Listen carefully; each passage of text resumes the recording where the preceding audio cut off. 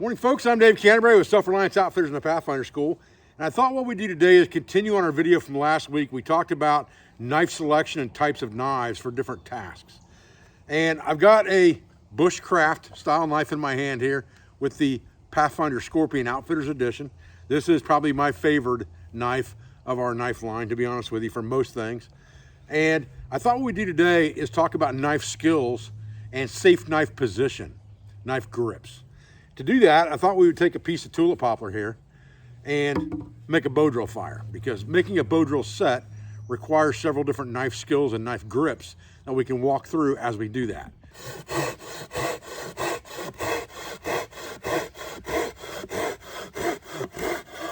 We've cut ourselves a couple pieces here, and we're actually just going to use this one for a baton, and we're going to use this one to make our entire bow drill set from. So the first thing we need to do is we need to learn how to use our knife to split a piece of wood. And if we take advantage of a natural crack in the wood already, then it doesn't put much stress on our knife to baton it at all. Now, the safest way to baton your knife is to set your knife in that crack as far up into the choil as you can, so that you've got plenty of knife hanging out the other end. Tap it in the middle of the knife to get it buried in the material. And then come out on the tip and tap lightly. You don't have to take giant swings at this thing. If you're having to beat on the thing, then you've picked the wrong piece of wood. You shouldn't be splitting it with your knife. You should be using an axe. If it splits fairly easy with your knife, then you're fine. And now you have two halves. One half of this will end up being our bow drill board.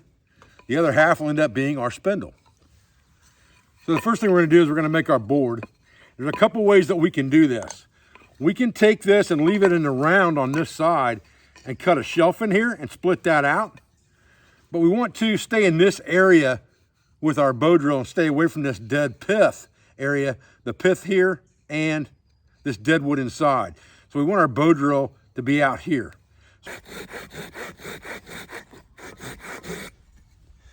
And then I'm just going to break that off right there with my baton, just like that. And now I've got a flat surface here where I can make my hearth board. If I need to straighten that up any, I can come in here.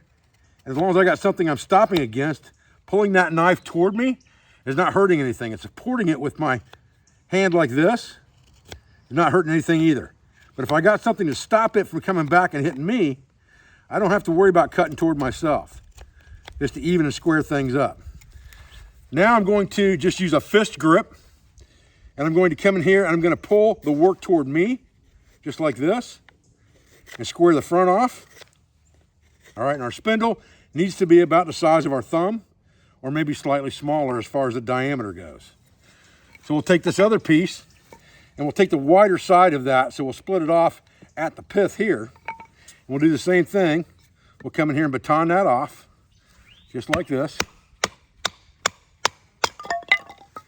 And then we'll figure out how long we need it to start off with, which is usually about a hang 10, right? And a little bit more. So we'll go ahead and cut a little bit of that off. Right behind that knot will be a good spot to choose. Now, the easiest way for me to work this spindle is to use a knee lever grip. I've got this knife in a hammer style grip, and I'm using my knee as a lever, and I'm pulling the work toward me and keeping the knife stationary, just like this.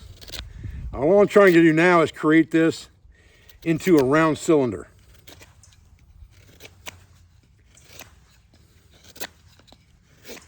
And I'll work one side of it pretty well down before I go to the other side. Then I'll come to the other side and pull some meat off that dig. I'll just keep doing this until I get something that's fairly cylindrical. And once I've got that fairly cylindrical in shape, and I'm happy that it's straight and doesn't have a bow in it, because it's going to have to spin. I don't want it wobbling in the hole, okay? Once I'm convinced with that, what I want to do with this now is I want to make this thing look like a number 2 pencil, pretty much, that I've been using for a while, and maybe I've been chewing on the eraser. So I'm going to take this end, and I'm going to just chamfer it down all the way around, and I'm using kind of a push cut there. Still with the hammer grip, push cut, push cut. It's just a thumb cut, right? That's all I'm doing there. I'm going all the way around that thing, and then I'm gonna knock it off right here at the edge to kind of give myself a reduced surface area to begin with, to get a bite in that board. The other end of this, again, number 2 pencil that we're getting ready to go to the pencil sharpener with, all right? So think about that.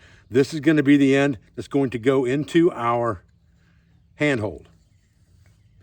So we're gonna slowly take it down and make it more like a church steeple.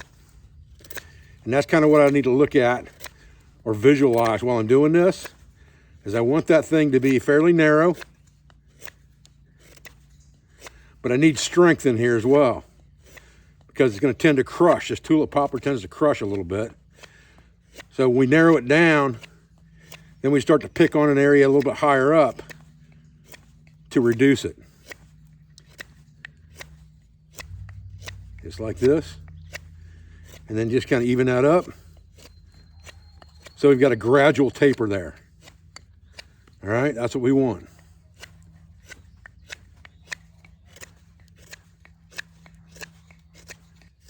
Sneak up on the end of it a little bit, just kind of roll it over a little bit. Round it off like a pencil, okay? That's pretty much what we want to start with right there.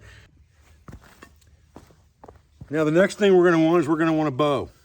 And I like my bow to be at least the length of my armpit to my fingertips, so I can get long strokes and lots of revolutions. We don't have to do a whole lot to this.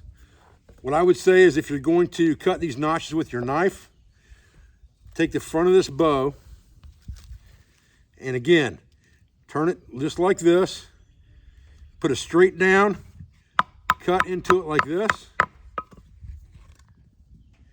and then you're going to basically shade that out into a 7-notch, right? You're just a small notch right there. Again, push cuts with the thumb. Just something for that string to rest into is all you need right there. Something that will hold a loop of string. Doesn't have to be very drastic at all. And again, I'm just using thumb cuts there, push cuts. Now, we also need a bearing block. And I like the fact there's a knot right here and that there is a split right here, a natural split. Because I think I can cut this off at the knot on both sides, split this off, cut this knot off, and that hard wood is gonna keep it from burning in too bad. And I'm just cutting this off to make it more comfortable in my hand, because my hand's gonna be right here. So I can just trim that up a little bit now with my knife before I get to cutting it out of there, and call that good. Now I don't need to cut through this whole side right here, right? Because I'm wanting this thing to split off and fit in my hand. So if I cut to the crack, and I take advantage of the crack here, I'm gonna be good. It'll probably pop that right off of there.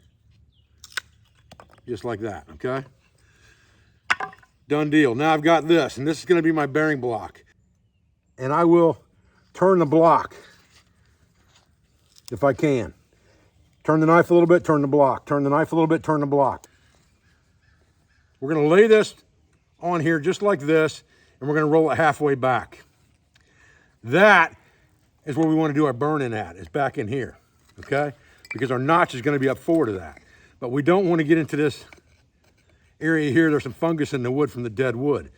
So I'm gonna scoot up here, about right here, and I'm gonna carve myself a small divot in here. Again, turning the knife more than I am turning the piece more than I'm turning the knife. And again, that doesn't have to be very big either, because all I'm gonna do is try to marry that up, and I can push that in there for now. So we'll take this piece of cord and we'll tie a stop knot in the end of it, just like this. And we're going to put it around here, and we're gonna tie an overhand knot over the top of the cord, just like this, which is going to create an arbor knot,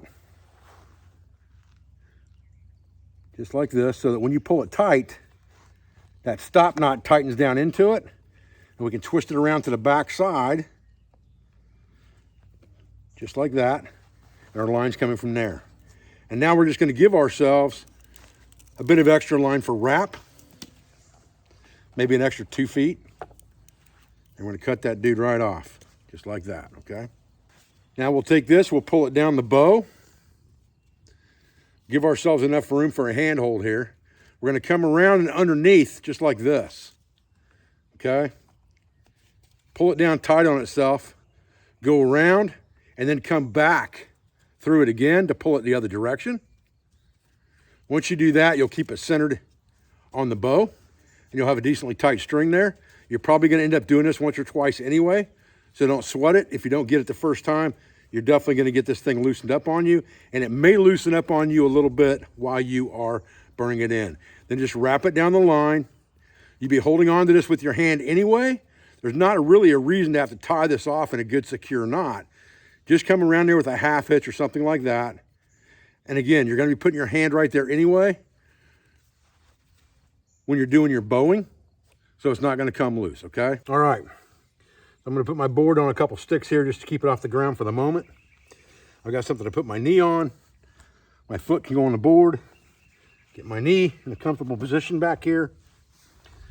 I wanna get my foot as close to the spindle as I can get it without it rubbing my boot.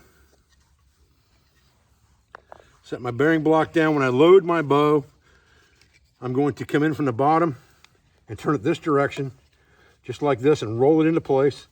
I want it about halfway up the spindle if I can get it. Put it in the divot. I want to lock my arm here into my shin. And then I want to start really slow because it's going to want to try to ride out of there on me until it gets married up. And I don't have to go real fast as long as I have good downward pressure. Right now we're just trying to marry the setup good and see if it's going to run well. Okay? You can see there's smoke there already.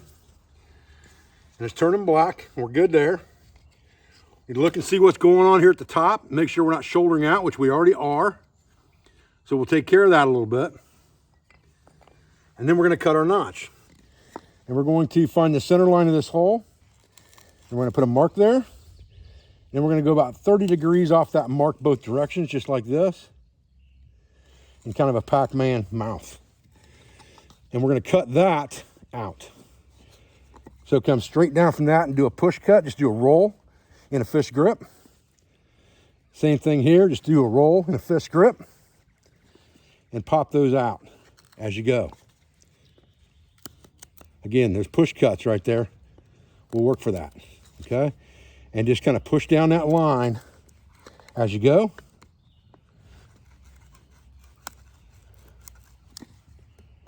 Taking material out as you're going, okay? It's pretty simple. And go all the way down to where you are touching the black. Just barely touching it. All you want to do is be touching it. And now I'm just going to come in here with a little bit of a feathering cut with my thumb and just dish an area out right there and right here. And that's just going to add a little bit of oxygen underneath the board, okay? We're going to call that good to go and ready to start. All right, so we're going to get right back in the game now. And we're going to put a little welcome mat down here. Just a little sliver of wood that we can catch that ember on as it comes out, okay? We'll make sure that we're clear with the bow. We're not going to hit the camera or anything. And we should be ready to go. Again, start slow.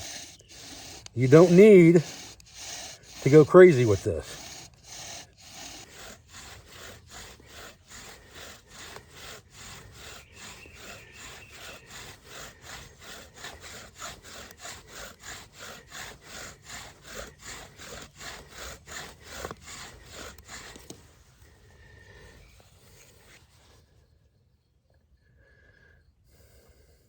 Okay, once you got that ember sitting there, you got a little time. Now, find whatever you're using for a bird nest and make sure that that stuff is ready to go. Make sure you got fine material in the middle, coarse material, medium material on the outside, where you can land that dude and bring it straight to the bundle, just like that. And then let it sit for a minute. Now I'm just giving it a chance to catch up again here. Blowing over top of it real gentle.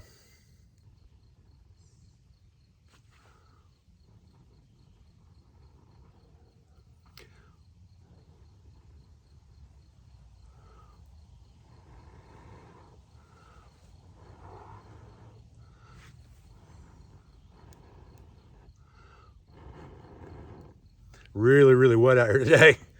Really wet.